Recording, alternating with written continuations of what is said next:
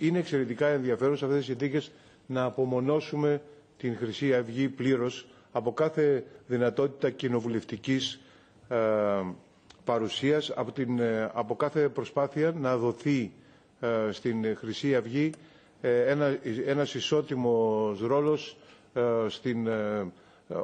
σαν κοινοβουλευτικό κόμμα, γιατί δεν είναι κοινοβουλευτικό κόμμα όπως τα υπόλοιπα κόμματα που πιστεύουν στη δημοκρατία. Μετά το τέλος του Δεύτερου Παγκόσμιου Πολέμου στην Ελλάδα είχαμε εμφύλιο και ήταν οι συνεργάτες των Ναζί, εκείνοι που πρώτοι στελέχωσαν τον μηχανισμό του εθνικού στρατού και εν συνεχεία του εθνικού κράτους, χάρη στην ειδίκευσή τους να πολεμούν την αριστερά και τους κομμουνιστές.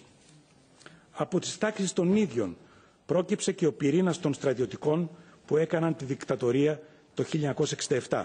And these days, when we are commemorating the 4th anniversary of this killing, I want to remind us that it is a big task and big responsibility for all of us to be in solidarity with all forces struggling against right populist, right extreme and neo-fascist forces in Greece, but also in all other EU member countries where we are witnesses of these developments.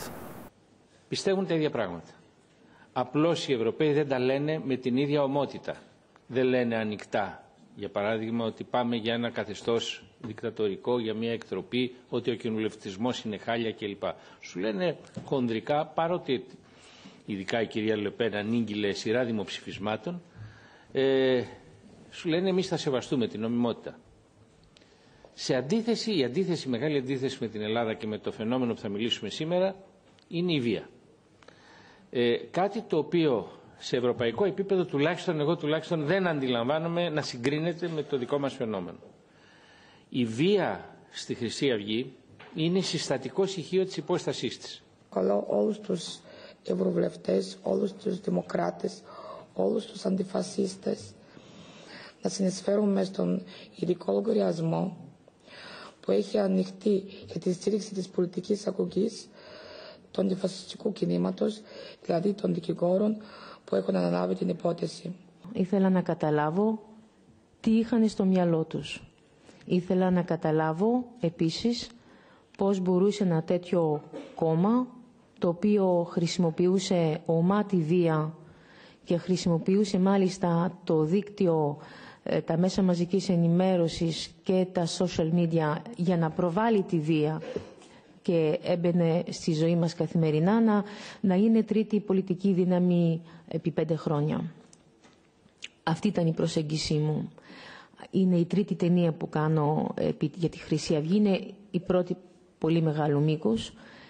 Θα ήθελα να πω ότι θεωρώ πάρα πολύ σημαντικό ότι στη σημερινή μας εκδήλωση παρέστη ένας αριθμός ευρωβουλευτών, όχι μόνο από την Ελλάδα και την Κύπρο, από ένα ευρύτατο πολιτικό κοινοβουλευτικό φάσμα, και το θεωρώ μια παρακαταθήκη αυτό για την ανάγκη να οικοδομήσουμε ακόμη πιο ενεργό ένα ισχυρό αντιφασιστικό μέτωπο. Ο Σαγζάτ Λουκμάν, ο Πακιστανός εργάτης, ο οποίος δολοφονήθηκε και για τον οποίο υπήρξε αναφορά στο ντοκιμαντέρ, οι 2 δολοφόνοι του βρίσκονται αυτή τη στιγμή στη φυλακή με ισόβια και με αναγνώριση του ρατσιστικού κινήτρου στην δολοφονία τους. Η πλατεία του Αγίου Παντελεήμονα δεν έχει πλέον το σύνθημα «Η Ελλάδα ανήκει στους Έλληνες». Είναι μια ελεύθερη πλατεία, Έλληνες και μετανάστες μπορούν να περπατάνε σε αυτήν.